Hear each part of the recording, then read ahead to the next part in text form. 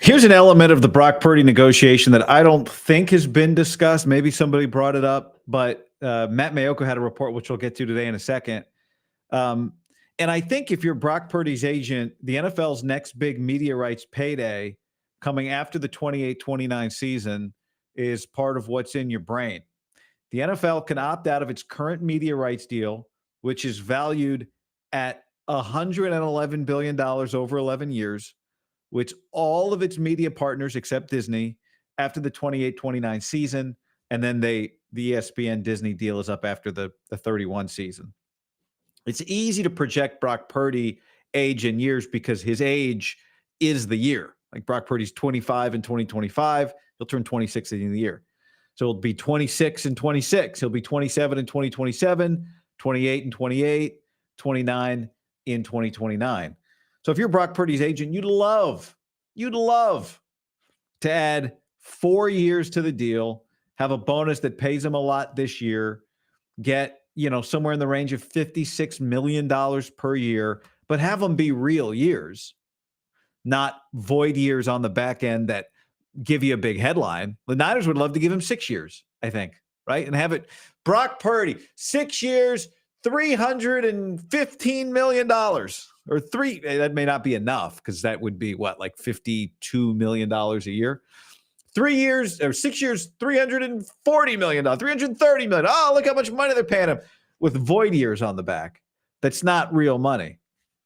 And if you're Brock, you want to be able to get out of this thing. You want to be able to make $56 million per year. This is if you're his agent. You want to be able to make $57 million per year and then be a free agent. And if people love to say, take another bite of the apple. Like when the NFL's new media deal, in theory, everything keeps trending up, explodes again, and the salary cap explodes again. The salary cap's going up a lot every year anyway. But, you need somebody else to date Taylor Swift. Maybe that helps. But the point is, that's kind of where I would think his head's at. 49ers Web Zone put together the numbers, not the numbers, but just what Matt Mayoko said on Thursday morning on KNBR. The latest is that Niners have made an offer and it's just kind of sitting out there. Brock Purdy and his camp, and I don't know how much Brock's involved. I'm sure the agent is shielding him from a lot of this stuff. But the offer the 49ers have made isn't one that Brock Purdy's side is inclined to take at this point, nor will they. It's just a matter of trying to find the right number.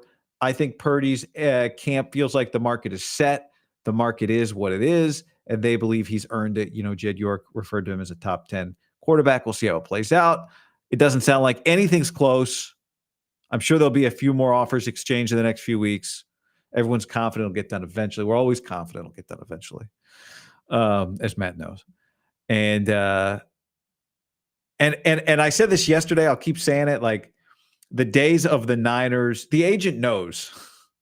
Because the reality is, you go to this clip, some of you may have seen this. I like to play the clip in like 1.25 or 1.5 speed, but Puka Brock Purdy, is he going to get a 5? I don't think so. You think he's going to go with a 4? He's going to start with a 4. Yeah. A high 4? No. I think mid 4. A 45? I think so. I think if he does that, that'd be smart for him and them. Yeah. I think he seems like a smart guy. I think they have a chance to still be in their window. And I think if he goes for a 5, the window closes. And then he added to, he's like, right? Like Puka realized the second he said it, like, oh, fuck, this is going to get taken a certain way, which is the way he was saying it, which I got no problem with somebody saying it. Like, I think he's a really good player. Pick 262, which I'll get to that. There's something else to talk about with that maybe tomorrow, but flexibility, money. This is why players have agents, and an agent's job is to get them the most possible money, because Edelman and Puka, two guys that did it, they are right. Like, you can become generationally wealthy and leave your team flexibility. And the agent knows that the Niners' ultimate motivation is to leave themselves flexibility to sign other players, but also more so flexibility to change their mind on you. And his job is to not make it easy for them to do it. But the truth of the matter is that the guys that have a 5 It guarantees nothing for their team in terms of AAV. Dak's got a 6. Trevor Lawrence has a 5. Jordan Love has a 5. Tua's got a 5. Goff's got a 5. Hurts won the Super Bowl. He's got a 5. So, Hurts won the Super Bowl, but anytime you put a 5 instead of a 4 in front of your quarterback, it's going to make, regardless, you could put a 5 in front of, Mahomes or Josh Allen, and it makes it harder to win a championship than if there's a 4 in front of that number. Now, he says the window closes at a 5. I don't agree with Puka Nacua on that. But, that's a little bit of fuel for the fire, no doubt. I think the Niners would love like a fake 6-year contract, that the number's huge. And Brock's agent wants the huge number on a 4 or like 4 new years and a 5-year deal. And to me, some of it's got to come back to, you just feel like the world is going to be so different in 2029 when you're only 30 years old as a quarterback. Like, you do a deal at 30. Let's say everything goes well and you do another deal at 30. You're thinking, I can make $1 billion by the end of my career. Now, I don't know if the agent is quite targeting that, but just think about if you're in his shoes and you've been crunching the numbers for a year. You're like, all right, if we could get $250 million, like real money, by 2029, and who knows, the salary cap by then, you do the same deal again, it'd probably be 350. But then there's going to be a new television contract. So we do another 4-year deal. And let's say that number is, at this point, I won't say double, but let's say that number's 3. Let's say it's 350. 4. Let's say it's 4. I won't say 5, which would be double, but let's say it's 4. So now you've made 650 and you're going to be 34, 35. You're like, shit, by then? Why not? That's just the way you're thinking. It's like, could we make $1 billion? That's bold. It's big, but an agent's job is to think bold and big. And if you've got a quarterback in 2025 who's young, you'd be crazy not to think bold and big, regardless of what Puka says. It's not a crazy thing to say, but Puka knew the second he said, he's like, oh, shit, I should not have said that. By the way, I got some comments here from a few people about something I said yesterday. So I can slide this in here. Actually, before I do that, let me get to some of you guys. Puka knows ball. Jared says, best guess, higher or lower than $130 million guaranteed? Higher. Hey, guys. Guy here. Juan says, it's not holding out when it's voluntary. Once mandatory camp activities happen, then it's holdout time. True. But I think even if we put that aside, even the starting quarterback who's like Brock Purdy, you show up to the voluntary workouts this year. Purdy's holding out, says Stovey. Calvin said Jalen Hurts won with a huge contract because their GM knows how to draft. It's true. It's funny. The guy, I have so much respect for Jalen Hurts, and also would be like, God, I wouldn't want to give him that money. Purdy is doing it the right way. Do everything, stay ready, except play in the actual games. Hurts is on the GOAT trajectory. I disagree. NFL revenue, $23 billion. Salary cap's going to be over $500 million by 2030. 18 games, international game every week, new TV contract.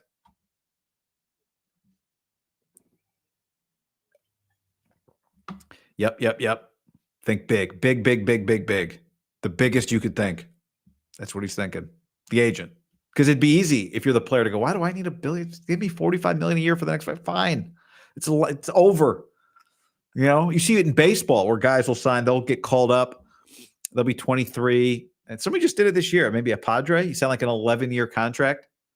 It's like, man, you're giving me $150 million, whatever the number is. Fine. Like, God, dude, you taking really only $10 million a year? Come on. I did get this comment. Some of the YouTube, I was just reading some YouTube live comments, but every once in a while I'll get not every once in a while, often I'll get comments on the actual video after the fact that I like to put up here. And I like this one from Mike because I said, Josh Simmons, would it be crazy to back, to kind of back up the future of Trent Williams and take Josh Simmons with a patellar injury? And Mike said if they trade up, that'd make a disastrous offseason even worse. Every single pick should be O-line or D-line. If they take a running back at all in this draft, Kyle seriously lost his mind. He's going to take a running back. This regime is going down the tubes. I won't pay for Sunday ticket for this pathetic excuse of a team. Here's what I appreciate about this comment. Being pissed off on April 16th. I truly, this is not, I'm not being, I'm not messing around. Like, I appreciate that level of passion in mid-April. Anger. Like, I'm not paying for Sunday ticket. He's already saying, I'm not giving you money in August. I do respect that level of pissed offness. And Josh Dubois, the AP, texted me yesterday. Or today. He said, Guy, you said, because I said yesterday, hey, would you consider, trading up? I don't want to take Josh Simmons at 11, but I would trade out of the second round and the first round to get him. And Dubois made a great point. He's like, why would you cost yourself a second and third round pick to move back into the first round? Why don't you just, unless you think there's another guy who you have to have in addition to Josh Simmons, just take, as crazy as it sounds, would you just take him at 11? Like, that's, you at least, if you believe in him, why wait till 17, move up to 21, just take him at 11. And Josh Dubois' point wasn't that you should do that. He's just saying, by your logic, why give up a second and a third round pick to do it if you think he's going to be healthy enough? If you think, like, if you were going to move into the end of the first round to take him, then you just think he's going to be healthy. So you might as well just take him at 11.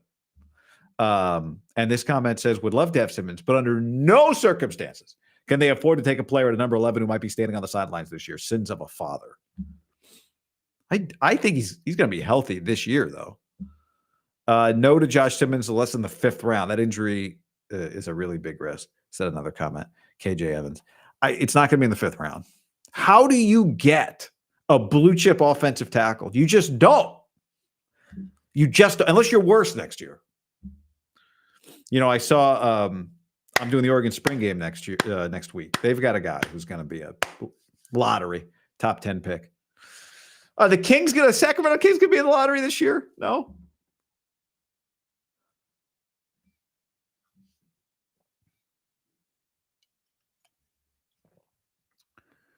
No, probably not. So, I think this Purdy thing is probably more complicated than just don't worry, it'll all get done. Because I just think his agent has to be thinking so big right now. So big. And is, kind of just aware of every trick in the book that you can use to make a contract look big. He doesn't want the fake big. He wants the big, which I understand. But, there's going to be several back and forths, essentially, right? That's what Mayoko said. And he's right, by the way. He said, I don't think I read this part. I'm not sure there's a lot more that could happen on the quarterback market that would change how this deal is structured, average per year, the signing bonus. Like, it's kind of set. All the comps. No one's about to get paid. I'm sure there will be a few more offers exchanged in the coming weeks. Everyone's confident it'll get done eventually. Is the agent? That'd be the guy. Like, the Niners can say we're confident. Brock can say he's confident. The agent's thinking, I must dominate you. So anyway, I think he's thinking $1 billion. Big picture, career earnings, $1 billion. That's this. That's a quickie. Oh, guys, click on my. I need you. I'm not an ad. Another Cometeer, instant air quotes coffee, frozen. I realized this yesterday. It's better than the coffee I brew. Affiliate link. I don't know. I've never used those before. Again, not an ad. I'm just telling you, I want you to click on the link and buy coffee in the description because it gets me free coffee. Delmar Dennis, thoughts on Jahad Campbell at 11? We need a replacement for Greenlaw. I wouldn't love a linebacker at 11. I wouldn't love a linebacker at 11 unless you think it's, I think you can get guys later, just like guards. I'd rather take a guard, honestly, or a tackle. And I'd rather take a linebacker in the second round and take a defensive tackle. Or you can get good tackles. Here's the other thing. Take a defensive tackle in the first round and then take another one in the third. I want at least 2 defensive tackles. And I want at least 3 defensive linemen in the first, 5 rounds of this draft.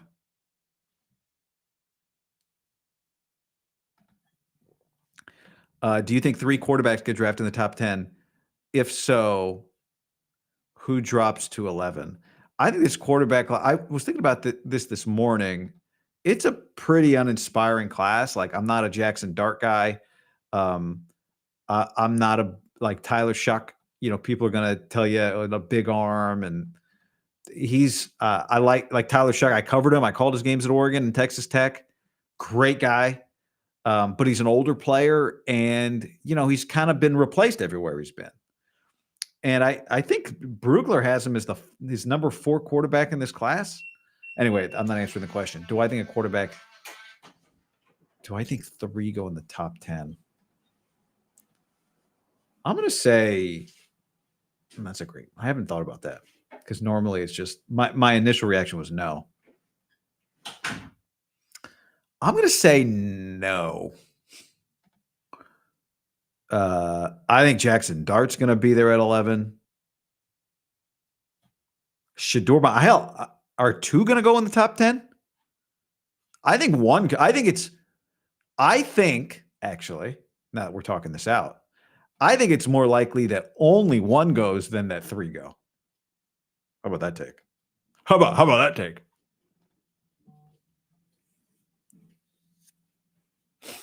Who made a really interesting comp for Shador? Daniel Jeremiah brought up Brock Purdy and Burrow. It wasn't just Purdy, but he was just like, he's a touch guy. He's not it's so hard. He played behind such a terrible offensive line. Are people going to get swayed by Ashton Genty's letter? I love a good pre-draft letter from a player. Like, all right, boys, I'm coming to do the Saquon Barkley stuff. You want to win a title? Call me. Probably really wants to go to Chicago, which I wouldn't hate. I'd be into it. Dallas, is he trying to get the Cowboys to draft? What is going on? I love a good letter, pre-draft letter. It's the only time somebody his age writes a letter is to GMs in the player's trib. Commenteer, not an ad. It's better than the coffee I'm brewing every morning. I pull it out of my freezer. God, that's good. I can't believe it. I want it to be an ad in the future. In fact, I want you guys to buy coffee so I can then email the company and be like, look at all these people buying coffee. Why don't you guys advertise? All right. That's it for this. We'll talk soon. Later.